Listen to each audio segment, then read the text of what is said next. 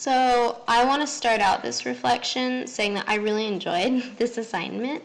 I really liked that we all brought in books every class, well, pretty much every class, and that we all got to kind of contribute to each other's libraries. And I'm actually really excited to see what other people put in their libraries and to see if a lot of us have the same books or if we chose different books. I know for me, I did include a lot of the books that we brought in class, but I also included a lot of books that are from my personal library because I've read them, especially the chapter books, because I didn't have time to go read a ton of chapter books this semester. So I chose books that were really meaningful to me.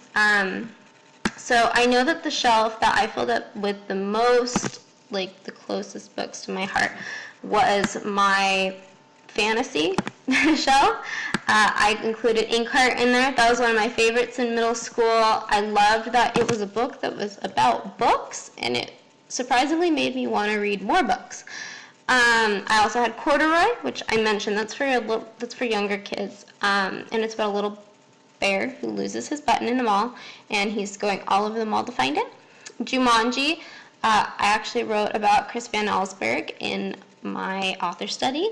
So I was actually really excited when I realized that he wrote Jumanji. I guess I never paid much attention to the authors of children's books, and I think after realizing that really one of my favorite children's books was written by that author, and then I realized the other books he'd written and that they were all kind of my favorites.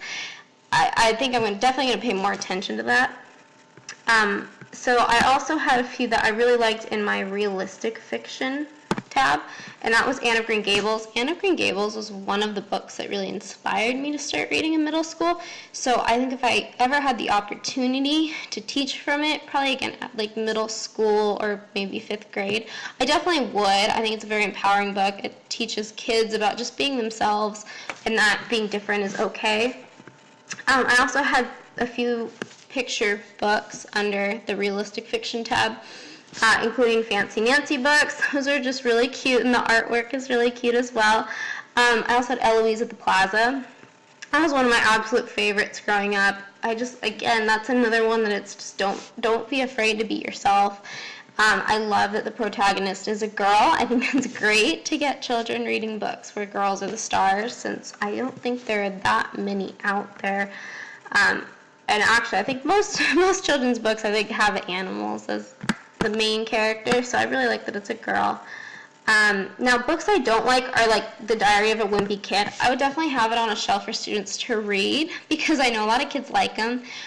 For me, I don't think I'd ever teach from it. I think it's a little bit too slapstick comedy. I think it's a little too simple to teach in a classroom. But again, children really like it, so I think they should have the option to read it, but it's not something I would ever focus on as part of a lesson. So yeah, that is my reflection. Thank you so much for letting us do this assignment. It's actually a lot of fun. I'm really glad I discovered this tool on Google. I'm probably going to create another one of just high school books. So yeah, I really enjoyed it. Thank you.